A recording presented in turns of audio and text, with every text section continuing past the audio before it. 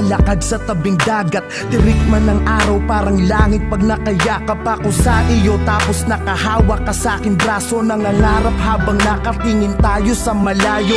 Ang dami kong hiling, ang dami kong gustong gawin, mga bagay upang pag-ibig ko'y lalo mong damdamin. Gusto ko yung ganito, yung hawak ko ang yung kamay magkaakbay. Parang wala na yatang papantay sa pintig na kakaiba. Nahatid mo sa akin, ako'y ganado pag ikaw ang kasabay kong kumain ng iyong halik na ang dulot ay ngiti na abot tenga. Kaligayahan na hindi kayang mabili ng pera. Di ko kayang isipin ang buhay nang hindi ka kasama. Naiisip ko pa lang ako'y parang maluluha. Nakatabi kita pero ba't ganito ang pakiramdam? Nalulungkot pa rin ako at labis na nasasaktan.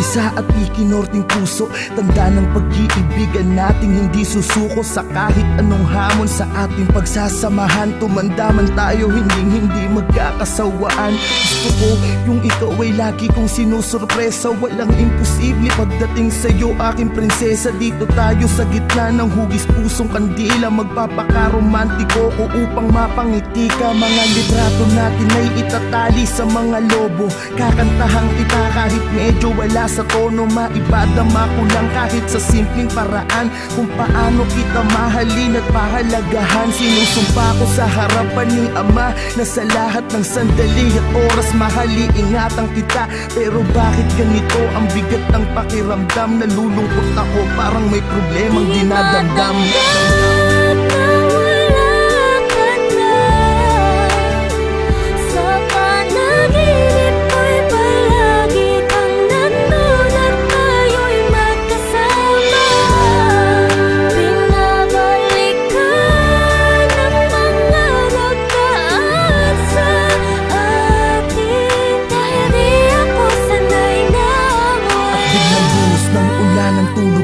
Naudlot, panaginip lang pala sa tabi ng iyong puntod. Mata ko'y ipinikit, pinilit muling matulog. Di alintana ang patak ng luha na nahuhulog sa aking mata.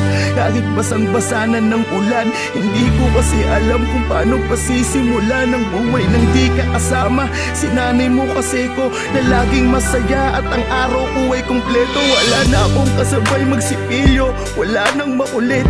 Nauupo lagi dito sa binti ko. Wala na akong kasubuan kapag kumakain. Sa tuwing at 13, wala na akong susurpresahin.